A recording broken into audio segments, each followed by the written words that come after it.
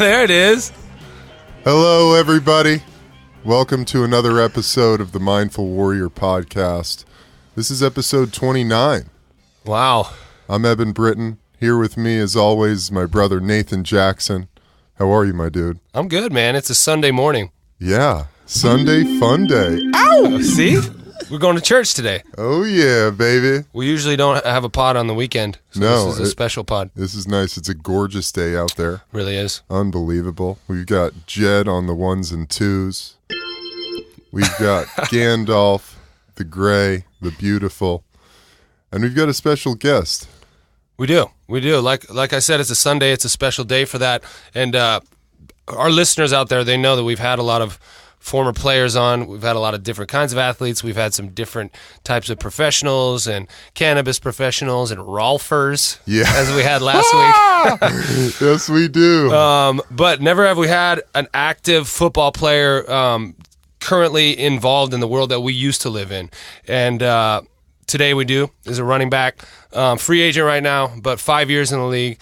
Running back Mike James. How you doing, buddy? What's going on, man? How you guys doing, man? Real Great, good. brother. Thank you for it's having me. great to have you, man. Yeah. Thank you. I'm Stoked glad to be we here. got to do this. Yeah, man. It's exciting. So this is a cannabis connection here. We met a couple months ago when CNN was doing a shoot following you around because you are filing a therapeutic use exemption to allow the NFL to allow you to use cannabis. Yeah. Is that correct? Yes.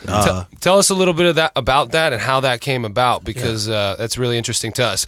Before you do it, it's something that we all kind of thought, we weren't even ahead like that, mentally. But I was like, man, I want to smoke weed. Yeah. But we never had the balls or the foresight to kind of put a plan together to make that happen. Yeah. So before you get into it, I commend you for doing what you're doing. Thank you, man. It's much needed.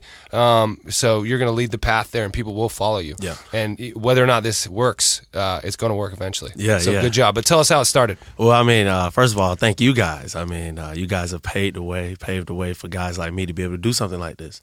You say it takes a lot of guts, a lot of balls, but I mean, it has to be somebody to do it before to give you a little encouragement, empowerment, and you guys have done that. So, really, man, right now, I'm in the process of, getting answers back from my TUE, seeing what the league is going to say, what Dr. Brown, the doctor over the substance abuse program is going to come back with for my therapeutic use exemption. So where I got the idea from is, seeing teammates getting exempt for Adderall and things that were banned, and they were able to take them with a doctor's permission. So I know for me, I used cannabis for my chronic pain, and this is something that I felt very important. I was compelled to do something like this because it is my medicine. Right. And a lot of guys in the league, they feel the same way. And the only way for the league to respect it if I did it the right way. As much as I wanted to be a rebel, I knew I had to go about it a certain way to get their attention to take it seriously. Yeah. So I'm hoping through their process, this medicine can be recognized, and it will open the door for guys to have an ability to use less harmful medicine. And it can take the stigma off medical marijuana, especially with athletes, and how we use it, and give those guys who put their neck out on the line before me, who used cannabis in the league before me, who retired and spoke out publicly about it. Man, give those guys their credit for what they've done and the courage they've had. So I think it's gonna open the door for a lot of things. Hell yeah, definitely, man. Mm-hmm. Yeah, to your point, Nate. I mean, last night I was thinking how revolutionary this concept is. Yeah. Like you were saying. I mean, it wasn't even a possibility to us. No. That we could bring our cannabis use out into the open and say, we're using it for medicine. Yeah, and say, hey, doc, how about it? How about it? You want to do this together? Yeah. Let's look into this together. Yeah. And being a guy who had a therapeutic use exemption for Adderall, it makes complete sense. Yeah. I think taking this route with it, it really makes it approachable. It's something that they can really look at and take seriously. And like Nate was saying, man, I commend you for it. It's awesome. So how did we get here? So I broke my ankle 2013, my rookie year. Season was going well for me. I got drafted late, 6th round. Everybody feel like they should get drafted high unless you're the number 1 overall pick. So rookie was going good. Doug Martin, I was backing him up. He got injured. In Tampa Bay. Yeah, in Tampa. Yeah. And I was rolling. First game, I started against Carolina. You went to University of Miami. Yeah, I went to the U. The U. Yeah, go Canes. And so were you a cannabis medicator back then? No. Really? No, Not at all. no. That's exactly why I jumped to my rookie year, because I never used cannabis. I never had any surgery, so I never took any opiates or anything like that. So only thing I did in college was drink a little. Yeah. But like everybody did, really. Like everybody did. Yeah. But that was it. And even then I was, I don't need to do this too much because, I got to be able to play ball. Right. Then it wasn't until my rookie year, like I said, it was going well for me. Went up to Seattle. They had #1 defense. I had 158 on them. Oh. It was damn. good. It was good, man. It was Nice. good. We came back to Tampa Monday night. First drive, 4 carries, 50 yards. Awesome. Going in to Wow. score. Wow. Break my ankle. Ah, Isn't it fucked up how that works? that's the Dude. universe, man. You That's like, what the fuck? You finally get some action. You get the ball thrown your way, or Yeah. you get handed the ball, and you have a great game. Then snap. And what's so crazy is, I had pulled my hamstring earlier in OTAs that my rookie year, and also I got my first diagnosed concussion in the league. They thought I dislocated my eye socket. It was the fourth preseason game. The fourth preseason game, tough for rookies. Everybody's just trying You're to make playing it. special teams, offense. God. So That's the most tiring game ever. I get rushed to the hospital in the middle of the game my rookie year. Holy shit. Yeah, so that was How did kinda- that happen? running down on kickoff. Kickoff. They had a 2-man wedge. Suicide team. 2 offensive linemen there. I got They're holding hands. Yeah, Like, I'm let's trying go, to split the motherfucker. wedge. I take a jab and try to come through, and they catch me. Bam, my head right in between. Right eye. And that's you hitting 600-pound wall. Exactly. And I'm, you know what I'm saying. So, I'm sorry, bud. So I already, struggled. So after my Monday night, I broke my ankle. And actually, my adrenaline was pumping so much, and I was already taking 600 milligram ibuprofen and Toradol, because that's what everybody did. Yeah, make of sure I was course. ready for the game. Yeah. because So you were taking it as a rookie, even when you didn't really need it. because what happened in college, you get like an ankle sprain. You get those shots in the butt cheek. It'll be nothing. You say, what are these? I mean, in college, they really don't even explain it. And Really? that's a whole nother story. Wow. Was it Toradol you were getting in college? You know what's You don't you know? know what's so You don't crazy? even know. I don't even know. Damn. And that sounds so irresponsible, No, but dude. No, I don't know dude. if any of my teammates. 'Cause when you're a young man- kid. yeah, I was 18, 19, trying to play, What do trying you to know? get to You're the like, league. fuck, if I'll get to play, Yeah, fine, and I'm I'll playing take for a this. top university in the country. I'm like, look, and I was starting to, they had this thing back in the day. You come to Miami, a lot of young guys, they start you at fullback, toughen you up. So I was starting at fullback, my freshman year in college. So, so it was crazy. So, like I said, my adrenaline was pumping so much, and I got up and actually walked on my ankle to the huddle, walked back to the huddle. Then, I remember, I think it was Donald Penn. He was playing left tackle, and he said, Mike, Bro, your foot's sticking the wrong way. yeah, he was like, Mike, you all right? I was like, I don't think so. So I laid out on the ground, and I grabbed my right leg, actually, instead of my left, and I was just screaming, Then as soon as I got on the cart, doctor was telling me, he was like, Mike, I think you broke it. I just that's how it feels. Damn. So shortly after that, I had surgery like the next day, and, that's my first introduction to Damn, opiates. the next day. Yeah, I flew to Miami from Tampa. Dr. Vijay performed surgery, and it was, Wow. fast, wonderful surgery. Got everything done, and then that's when, I got introduced to opiates, and I started taking those to deal with everything, the pain, what I was going through psychologically from going from the top of the mountain, playing at the highest level my rookie year, and not playing at all now. New coach, not knowing if I'm going to be on the team, new coaching staff come in. Yeah. It's everything. So battled with that for months. And And so were they refilling your bottles? well, actually, I got Percocet the first time, and I felt like it wasn't working. So I made a call, and I got hydrocodone next, and so I had a nice. You had a nice supply chain. of both, and it was not hard. See, that's what people don't realize. They think, oh, you're just getting it from your team doctor, but Yeah. no, there's a lot of other ways. There's a lot of other ways. I Yeah. mean, then you got other guys who have surgery. Yeah. And, we brothers, and it's hard because we never want to see each other in pain.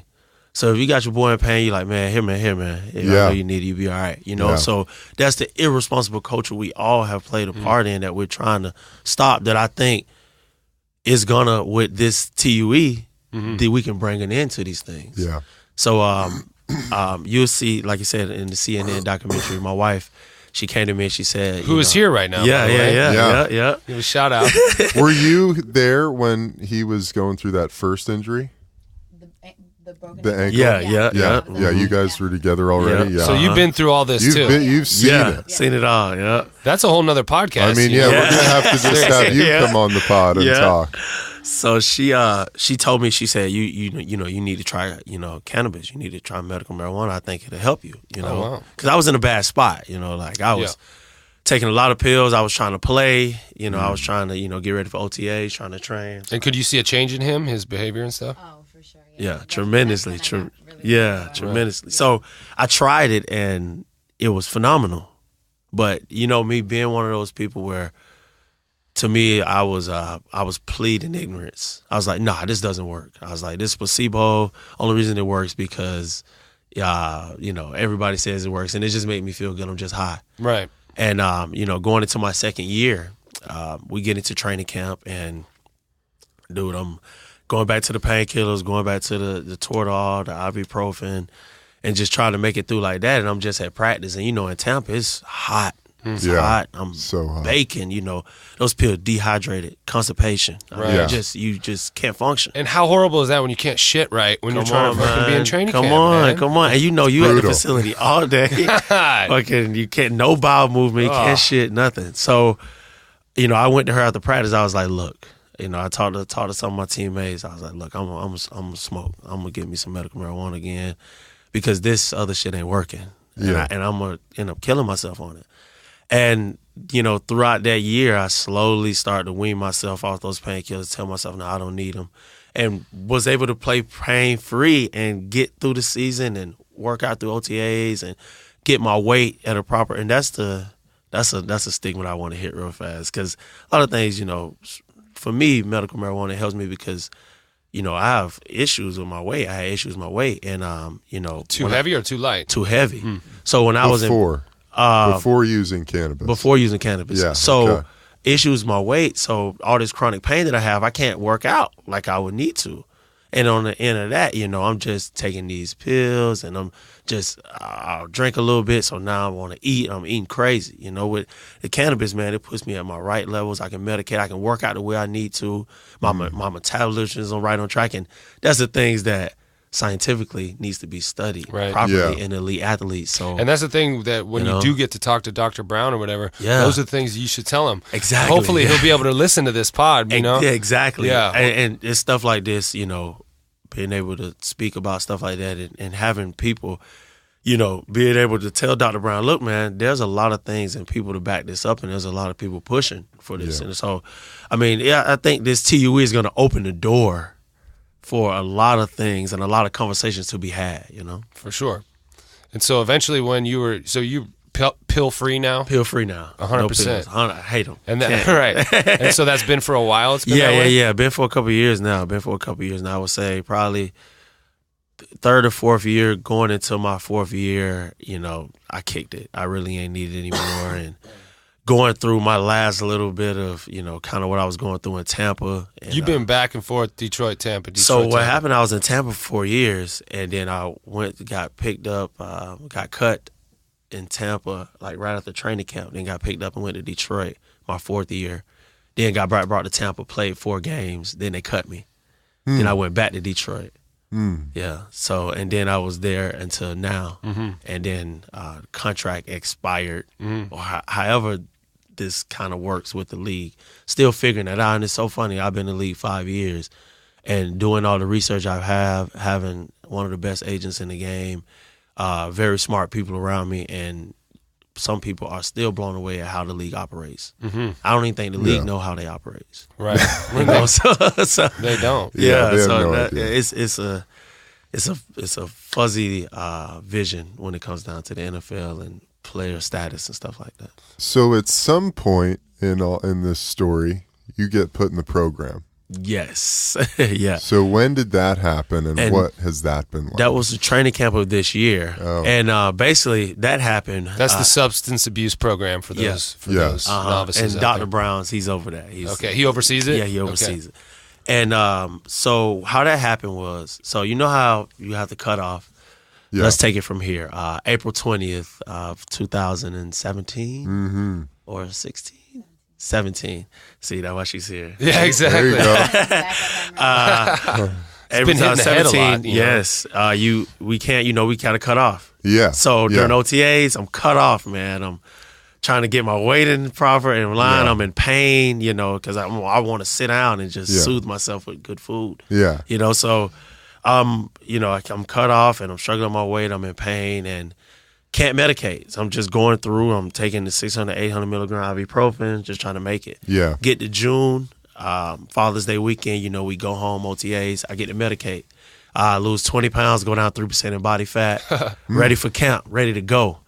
And I pushed it a little bit longer than I should have because I needed it. I needed to make sure I was ready to go. I was in too much pain, not being able to medicate during OTAs. What was hurting at that point? Oh, my ankles, back, Because after 4 years, I mean, everything's sciatic pain. Playing running back. I mean, it's brutal. Yeah. Shoulders, AC joints, hamstrings. Right. I think I might even had a hamstring in OTAs. Mm-hmm. So I mean, just going through all those things. So I want to make sure I was ready for camp, and just medicating.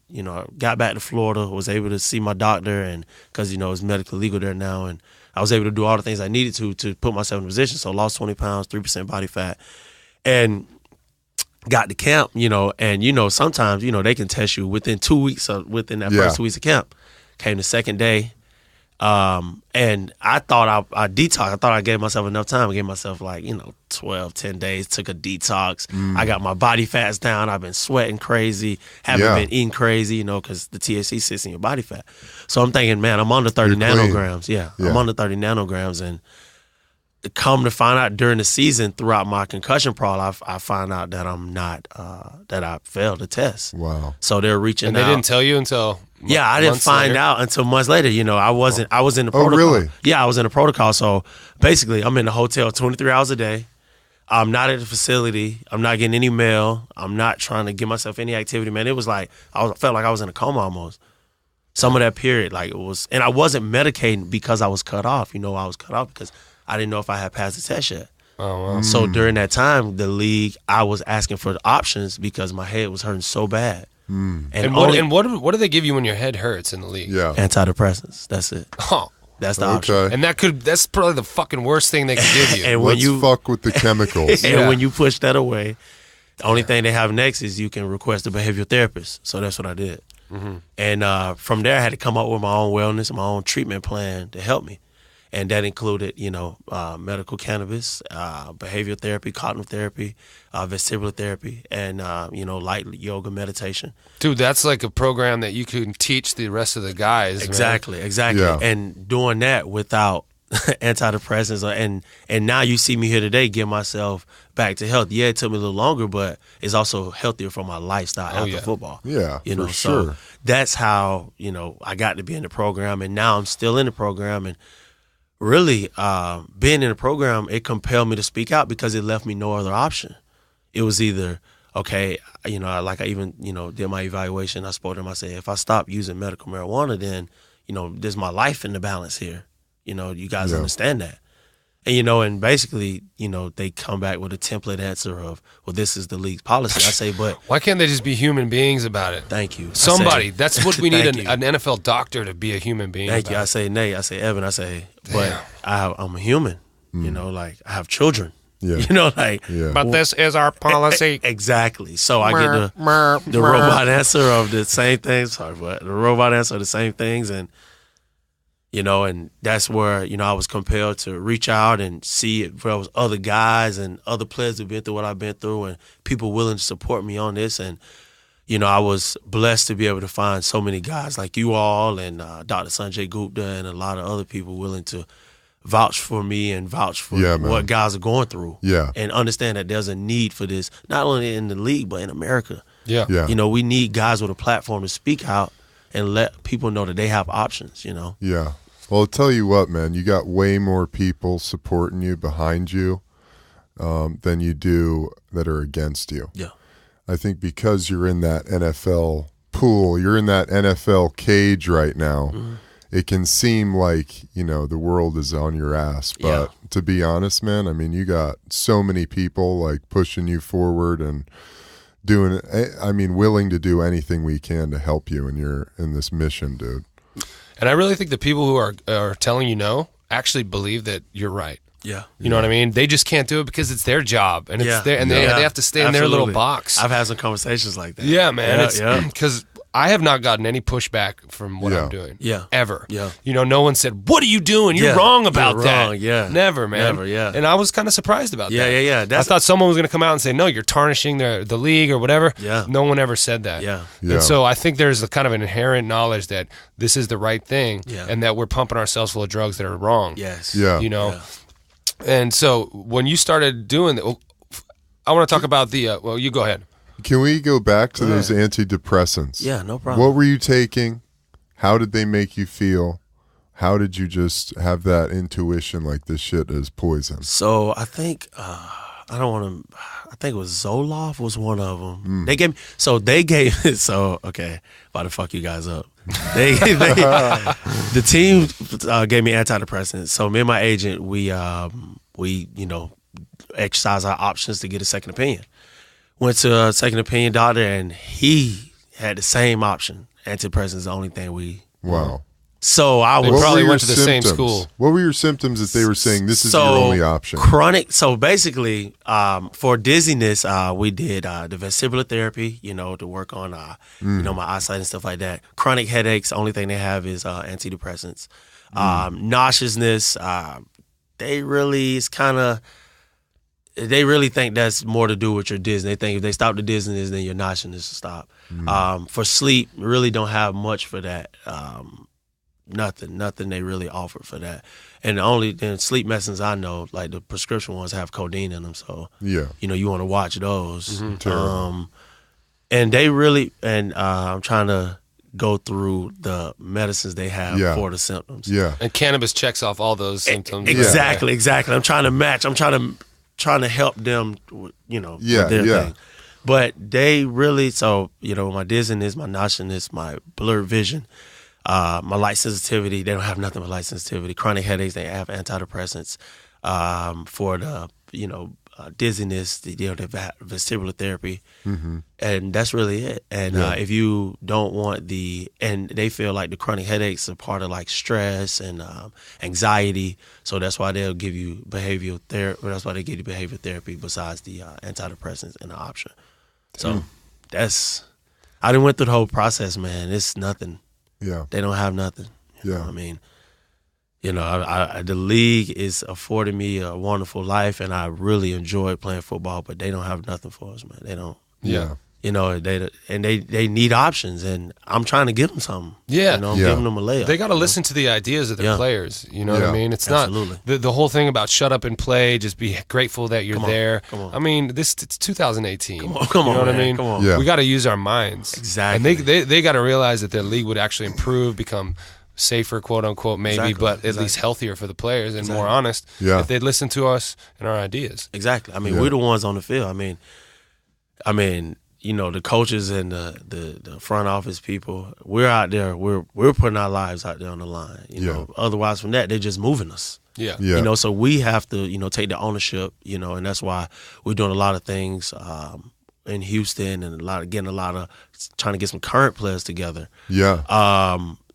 Because we're the ones that are going to change it. Because just as well as we help play a part in this irresponsible culture, we can be a big part of changing this culture. I mean, I take, what the young kids are doing from their Parkland school. I mean, they have empowered me. Just show how when you can come together, that unity, and create that drive and attention, and so that's something that I think as adults, we lose that, and I think that's something we can piggyback off of. Hell yeah, dude. So how can the union, like, what kind of a relationship do you have with the union? Yeah, how can we get the union to galvanize like those Parkland students you were talking about? Mm-hmm. Because the union does never they never have a cohesive message on anything. Yeah. They never get everybody saying the same thing. Yeah. You know, and that's what I think what it's about. See, and I think that's what the TUE does, and that's what all these great doctors and physicians coming together to support us.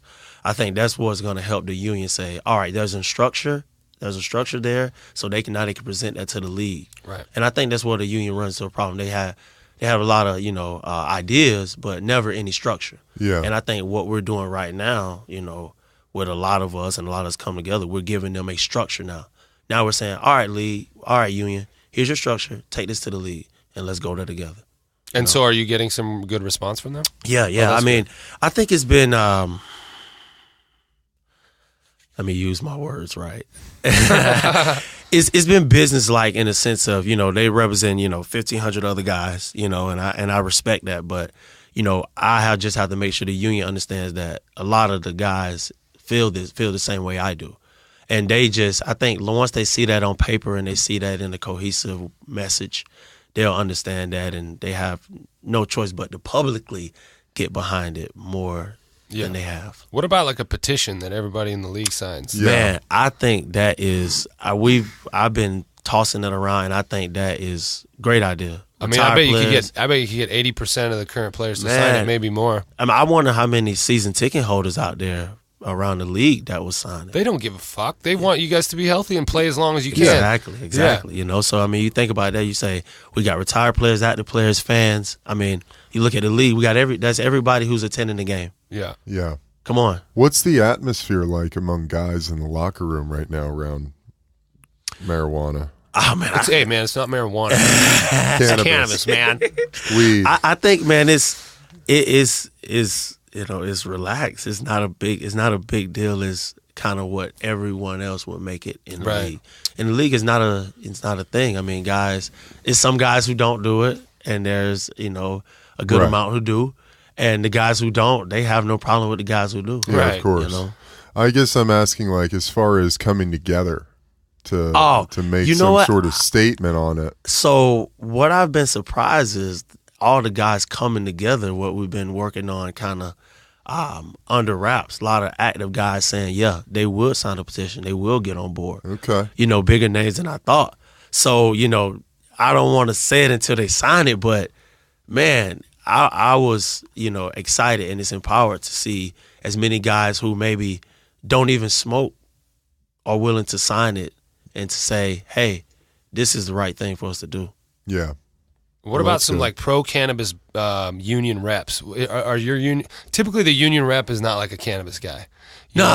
He's always just kind of the NFLPA guy, that DC guy. Yeah, you're right. Usually, like, we need a stoner rep. A lot of go in there and be like, "Yo, guys, what's up?" Yes, usually there is no and I talked to PA about that. They was like, you should think about, why aren't people participating in our program? They said you should think about becoming a rep, and I was like, man, I would love to, but come on, like, it's gonna be, I'll have to get on a team.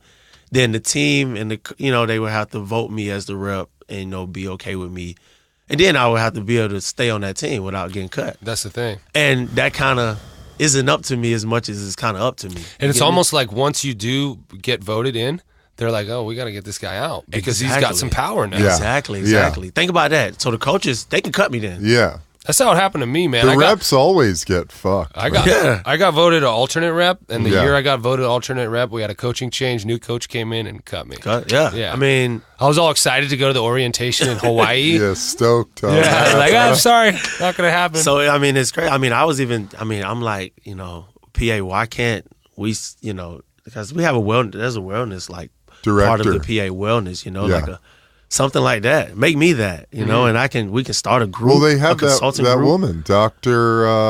What's her name? It starts with an N. Nyong'o, I or? don't want to mispronounce it. I know, but I have spoke with her though. I spoke with her too. She's nice? She's nice.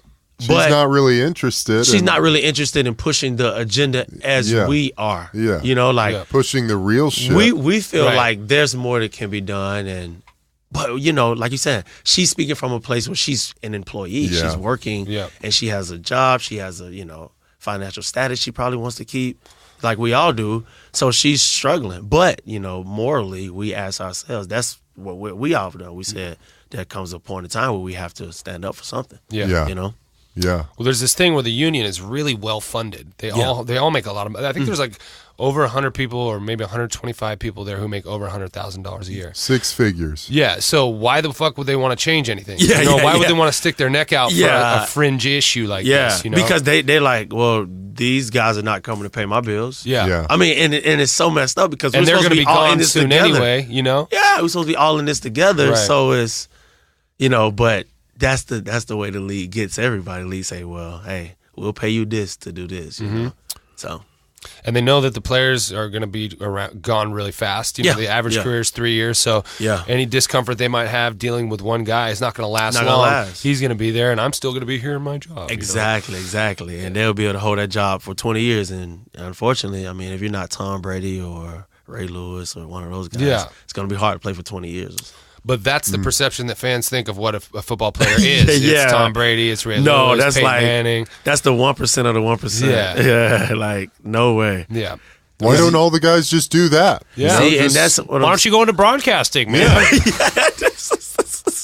Like, what the fuck? I don't want to do that. Yeah. And it's so crazy because, that is also just changing perspective on, the NFL. I mean, there's a lot of guys that fight for the job every day. Most of the team fight for the job every day. Yeah. There's a few guys that just know they're going to be there and they can kind of, fuck off, do what they want to, and it'll be no problem. But a lot of us fighting for our job every single day. I mean, they're trying out guys on Tuesday. They'll cut you by Friday. And new guys playing on Saturday, walking through Saturday, getting ready to play Sunday. Yeah. Oh And you forgot about it, trying to go back home, trying to pick your life up, and you're in pain. Right. Yeah.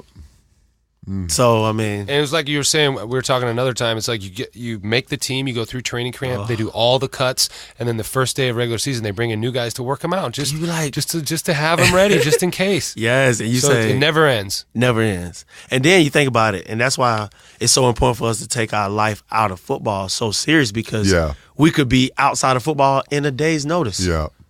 So why wouldn't we take our health? Why shouldn't we put our health as one of the first things that needs to be taken care of? Yeah. Health and finances, the league needs to reevaluate these things. Guaranteed contracts take marijuana off the banned substance list. And the union's got to fight for those because the league's not going to just give it to them. Come on, man. Come on. I mean, they got to fight. They're not going to give that to them without taking something from us. Exactly. And we know how that goes. Like their negotiation goes. They're real negotiations, but they're negotiating with human lives here. And in 2 years, the new PA's just getting bitch slapped in these negotiations. Over and over. Dude. Yeah. I think it's time for the football. They want you We're guys. going to take the pads off, guys. That's going to really help you all out. We're going to just make it mandatory that only 1 day a week you could use pads. See, what the fuck does that do, man? And you got little things like that, but I mean, we play the game. If we stop playing ball, there's no football. Exactly. Yeah. And once we really grasp that concept and say, look, man, if we stop playing football, there's no football. Yeah. We need to start getting things in our favor a little bit more. I think you guys need to boycott a Thursday night game. Yes. Just them things suck. We hate them. We all hate them. Yeah, exactly. feel- So Oh, my everyone makes an agreement that right before after the coin toss, we're all just going to fucking walk out Yeah. and go back Cool, to the locker brothers. room and change. We're going to do the You think handshake about how much first. money the league would lose. Exactly. So Oh if my you guys God. have an actual demand, like we want this one thing, if you're not going to give it to us, Yeah. then we're going to do something about it. Yeah. And so here's what we're going to do. Yeah. We're Yeah. going to walk off. And And we're going it's to continue getting, to do that until you fucking make it right. and that's the thing, is getting all the guys in the league to say, man, look, Yeah. we're Yeah. all in this together, Yeah. and that's where we run into an issue, Yeah. And Because if I had then $1 billion, I would say, look, I'm paying salaries from week 1 through 6. We're going to boycott. You guys will be all right. The problem is you have all your starters going, Yeah. yeah, we'll do it. But then you've got the young guys who are like, man, fuck that. I want to earn a check. Exactly. All right, I'll go play Because if they get then. cut, there's another free agent guy say, well, I'll do it if they don't want to Yep. play. So that's the hard thing about trying to stop the buck, I mean. Right. Because that was the problem during the lockout. Yeah. know. Guys were, certain guys were not as bought in Yeah. to the lockout Yeah. and what we had to do as players to unite to get the best thing out of that deal. And that's why I think a guy like me, I'm a 6-round guy. So, I mean, I've been practice squad, Yeah. up and down, cut, this and that, IR. So I look at guys who's been in my position, say, man, hey, I wasn't a first round guy or a $10 million a year guy. So it can be done. Yeah. I hope you seeing me let you know, hey, you 6th round guy, you count.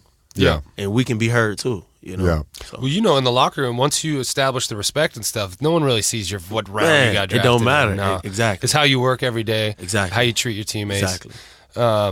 So I want to talk about a little bit about so you've been in the substance abuse program for a while, and you've made a decision to not stop using cannabis. Yeah. And so now you're intentionally testing positive. Yeah. And strategically in order to kind of put the ball in their court and make them make a decision. Yeah. And so tell me a little bit about that, and have you gotten any response from that? Well, nothing really, just FedEx every day to the house. They just let you know that you tested positive? You tested positive or... How often do you get tested? Man, a bunch. Probably like 2 to 3 times a week. Yeah, And they come into your home and they make you Drop get naked, your pants. basically, and they watch you piss. Yeah. They verify your actual penis. Yeah, they do. Which is so fucking stupid, and man. that's why I kind of like at this point. That's why I've kind of stopped taking it, because I have a right. I have some rights. As an As a American human citizen, being. as a You human do. being, I have some rights. Absolutely, dude. This is a job, but I do have some rights. That this is my personal space. Yeah. I don't want to get drug tested in my home like I'm a criminal. Yeah. Right. Like, not a dude, you're criminal. not going to come into my home Yeah. and order me around for a Yes. fucking piss test. Yes. So I've been still getting tested, and we're taking them, and still. But I called Dr. Brown and I asked him, is a fail the same thing as a miss? And he said, yeah. I mean, and all under the policy, it is the same thing. So I just, I'm like, if we've spoke, I've been honest with you. We've kept an honest dialogue, and I told you I'm still using medical marijuana to medicate for my chronic pain. Why do I still need to What flash does he this? say? What do they say when you have that conversation? Kind of, Is there any it's like back and forth? it's like Is there any interest? Is silence, and then, well, Mr. James, this is the policy. So they don't even know what to do with you. Yeah, what do you say? Because I feel like, hey, and what's actually crazy? I don't know if you guys ever been to a substance abuse program, but those dudes, they all Army vets. Yeah. Super cool, man. Yeah. the guys who are Yeah, testing. it's all different guys. Yeah, they have yeah. like a crew of guys in every city, and Right. man, they super cool dudes, man. They are pretty mellow guys. They super cool, Yeah. and I had plenty of conversations about the marijuana policy, Yeah. and they have been very supportive. Yeah. And my health, saying, man, you need to take your health very seriously, I love it, man. and that is more important than pissing in a cup. Right. And Yeah. I've taken that advice, and when they come, they have to sit there per league policy, and they get paid for the time, and that's just kind of how it works. The time passes, and usually they probably catch me while I'm at rehab or something. So that's how it usually works out. Do they follow you when you travel and stuff? Or are they here? Well, only when I would have be on to a call roster. them and tell them. Oh, okay. So I would have to update. So that what they want you to do, update your location every time you they leave wanna your home. fucking- Hey guys, I'm If gonna you leave be your here home more for than 10 like a couple days. hours, you got to be like, hey, I'm leaving my house a couple hours. I'll be at this address. Come on, man. It's scary, man. Come on. I don't understand the league's obsession with testing guys and catching them cheating and doing all these drugs. Well, it's all part of the manipulation to get us just trapped in their box. To make you feel their like you're so mind box. deviant, You have you're so humbled by the restrictions and the environment that they create that you lose sense of your voice, of yourself. Wow, that's true. And it's all orchestrated that way. Yeah. Because you're lucky to be there. You're lucky to be there. Yes, Protect the shield, guys. Yes, Protect the shield. You know what? And that is like that's the culture. Yeah. You're lucky to be here. Thank God you're here. Thank God you're able to play football. It is a privilege for you to be and it's like, here. yes, it's a blessing, but I fucking worked my Yeah, ass my off ass to be here. off. You know I what I fucking mean? did Like, this. if it was that easy, everybody be here. Yeah. Fucking You know what I'm saying? countless hours in the weight it's hard. room. You Ain't know? no luck. Yeah, Sprinting. it's hard. No fucking luck involved. I'm risking my life for this. Yeah.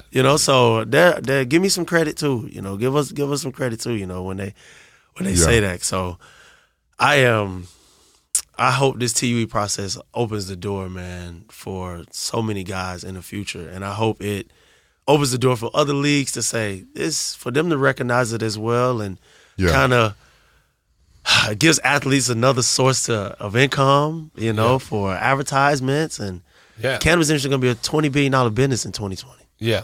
Come on, man. It's huge. And athletes can help that, and I hope cannabis people are hearing that. Athletes can help grow that, so I hope they get behind this and help push policy, because with finances being the way it is in the league, we also, that can help things move in the NFL.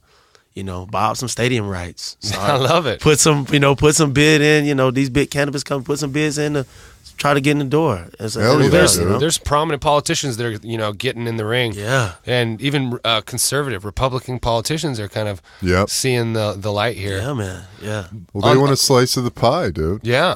And on the other side of that coin, because it is so lucrative, because there is so much juice behind it, you are about to be inundated with a lot of shit as well. Yeah. You know what I mean? Tell us a little bit about what you've discovered about the cannabis industry so far. So, man, it's been great. It's been I've been getting great reception. Everybody been very supportive. It's been tricky. It's been like any business.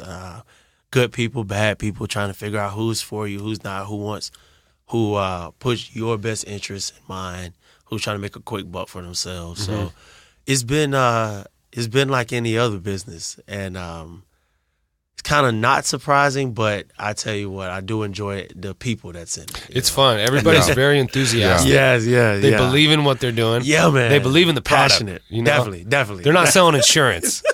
Yes.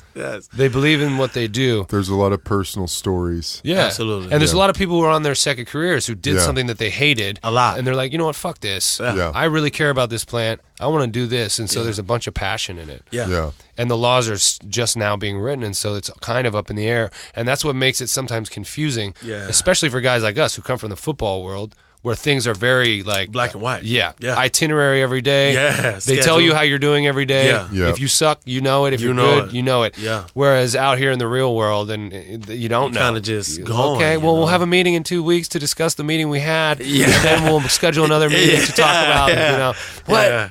It's a lot different. There's a little bit of that. Yeah. Plus, we don't know anything else other than football. And maybe we can bring some of that structure into the cannabis world, some from, what we bring from absolutely. athletics into the cannabis world, and kind of help, bring our world. And, I love that. And, sure. Maybe that's something we can do, and that's a niche that we carve out for ourselves as athletes, Because we had a veteran on about a month ago, and they started the Santa Cruz Veterans Alliance. It's a dispensary up there where they have all military veterans there, and they're doing big things, man. And they're really smart, really well informed. Look at that. And there's a lot of crossover between what they went through and what we go through as former athletes. And so I think the marriage of those two industries can be pretty powerful. Look at that. Yeah. I mean, right there. I mean, that's just an example of something that could be done that we could do as athletes to come together and get the things that we want done. We definitely need to buy the players for the players, grow dispensary. Yeah, because we know what we need, and we know quality. We know we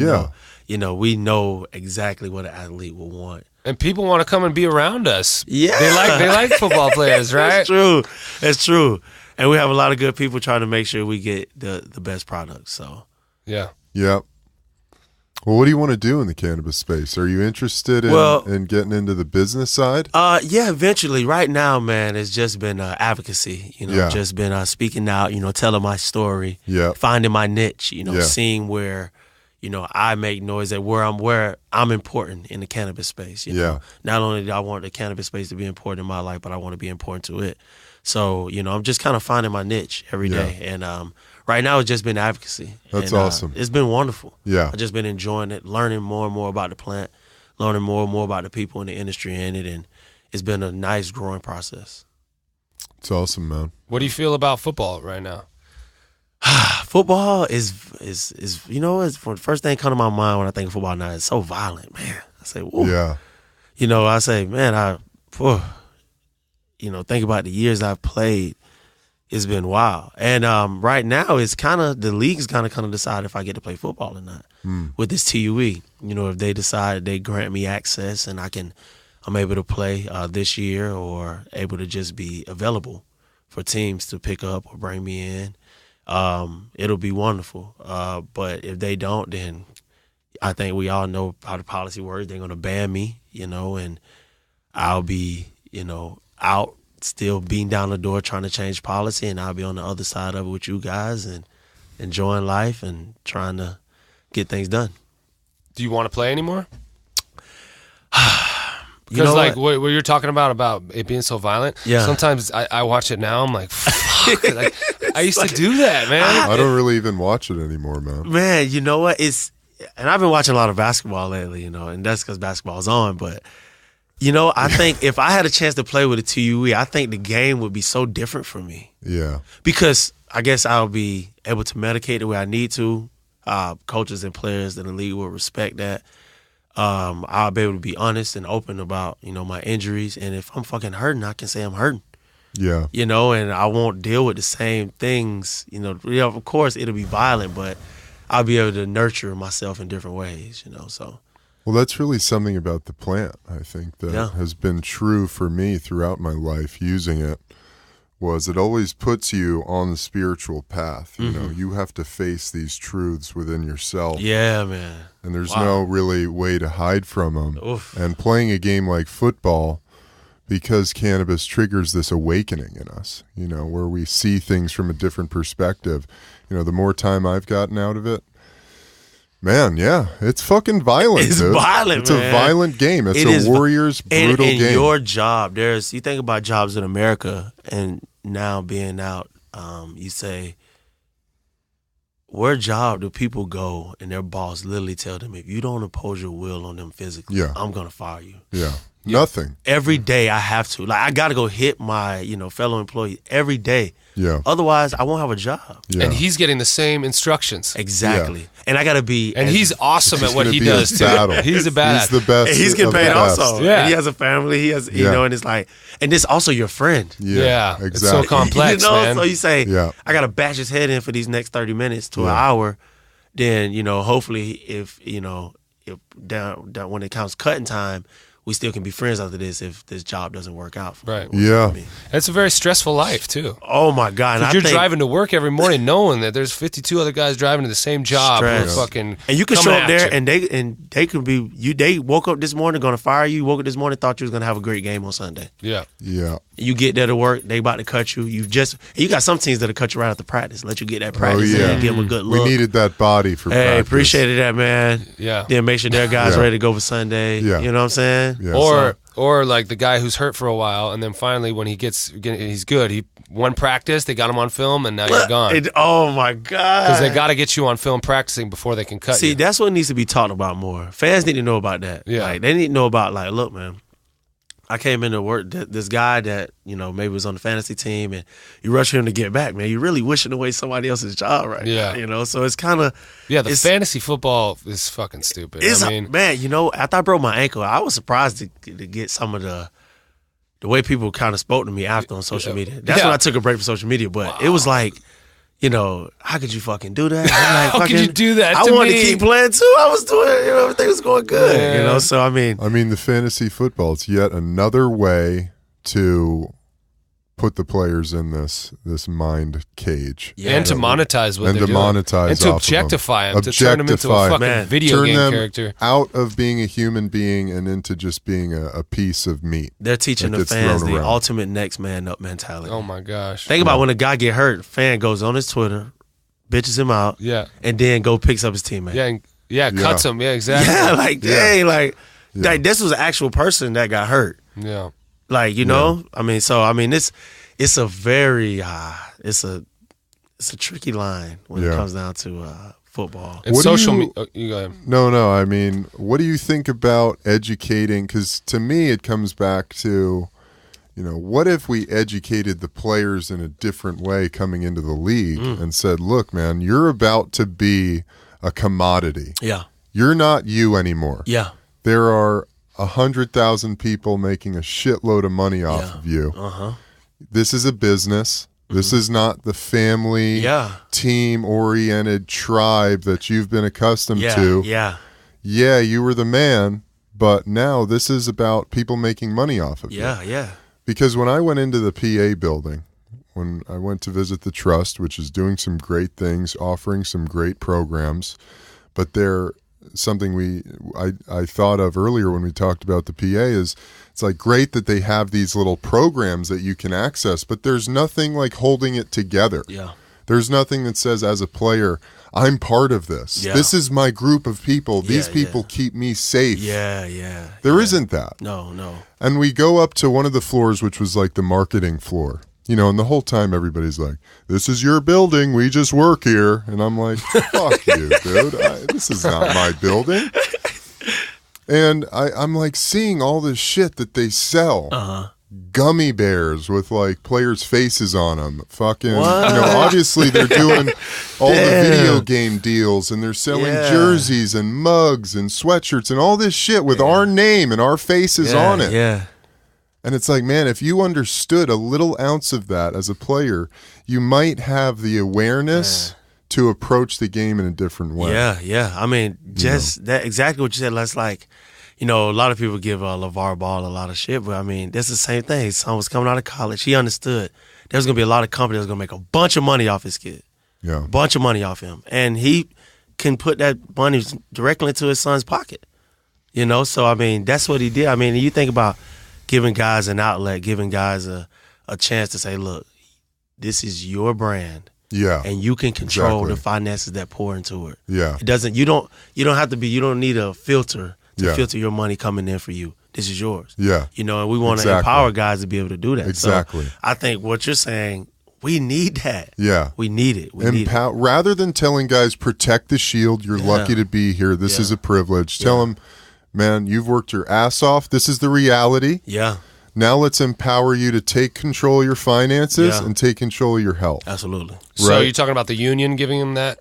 Or a fucking group like us, man. Right. Let Athletes for Care come in and do a seminar at the I Rookie think that's Symposium. what it's going to take. You know, that's what it's going But to take. then that would take cooperation with the league. Yeah. And you know, you're like pulling the veil back and Yeah. telling everybody, look at these, it's fake. Yeah. You know what I mean? Yeah. And so they're going to offer a lot of resistance. It's Yeah. got to be like ground level stuff. See, and that's why I keep going back to hate. Well, I don't say I hate it, but I keep going back to the TUE because I know this will give them something. Because if players file in TUE say, look, you have to give the players something we can have on our own. Yeah. The union is great, but we need something on our own. Yes. Yeah. You know, so I mean, we need a third-party organization to come in and work with the league. Yeah. You know, we're not a part of the league. The league doesn't. The players aren't paying dues. You know, Yeah. to this third party. This third party is to help the players, and the league can make sure that third party is compensated to give them ability to help the players any way they need to. Well, I mean, perfect world. Yeah. Maybe we could get there, man. You keep Well, telling your story, keep speaking our it's truth. That's what it's 2018, man. about. Anything's possible. That's it. it's true. And the thing is, we didn't try everything else. Why not? Yeah. I mean- baby steps are happening. Yeah, It's just- man. The groundwork's being laid, and I think with the support, the continued support we're having, I think the league, what are they gonna do? They're gonna keep turning to each other looking for answers. There's none. Yeah. Especially when the concussion problem keeps growing. There were more concussions last year than the previous bunch of years. Come on, And guys are getting smart. They're speaking up. They're saying when they're, hey, yeah, something wrong. Hey, I'm not feeling right. yeah, Yeah. So and they need a solution to that. exactly. So Yeah. I think the NFL and the union, there has to be a third party involved to really give guys the platform they need to I live agree. the well life that they want to. Yeah. Here's your third party right here. Exactly, Boom, baby. Exactly, Yeah. exactly. Wow. Is there anything you want to tell us about, like to plug or anything? I know you got your CNN special coming up soon. This thing is going to drop a couple days after that. Okay, cool. Yeah. Well, I mean, just for me, you can just follow my story. I'm back on social media, Instagram and Twitter at MJ2Life, and that's MJ2Life on Instagram and Twitter, on LinkedIn also. Nice. So just follow my story, see what's going on, Yeah. support it, and let's see how many people we can get together to push policy. yeah. That's what it's for. So I love it, man. Well, we appreciate you coming and giving us your time, man. I know Absolutely, it's been man. a busy Thank you guys, weekend man. for you. Yeah. appreciate Here in you guys LA, it's having me. been a beautiful weekend. It's been amazing. I love it here. Yeah. Where are you guys flying back to now? Miami.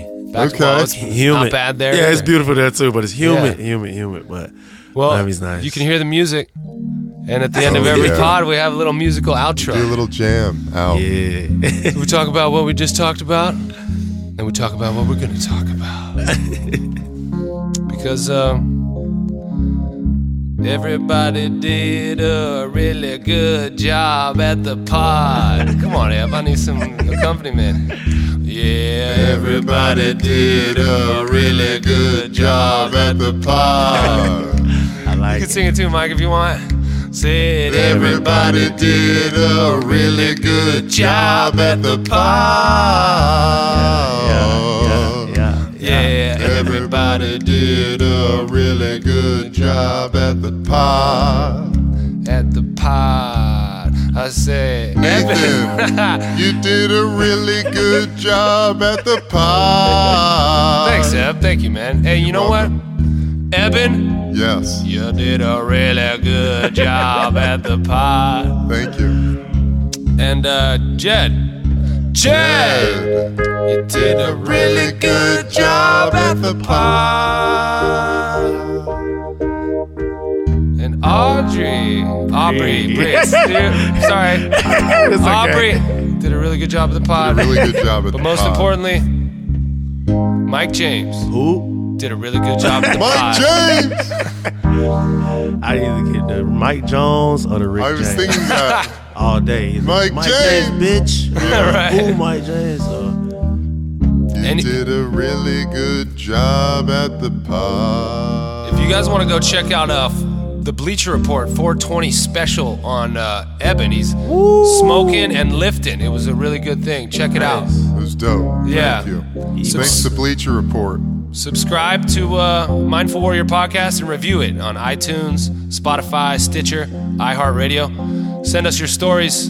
Twitter @MindfulPod, Facebook @Mindful Warrior Podcast, and Instagram @Mindful Warrior Podcast. Of course, this is sponsored by Athletes for Care. And fucking A, guys. Beautiful pod. Yeah, man. Great pod. Enjoyed it, man. Thank you guys. Thanks, you. brother. Yeah.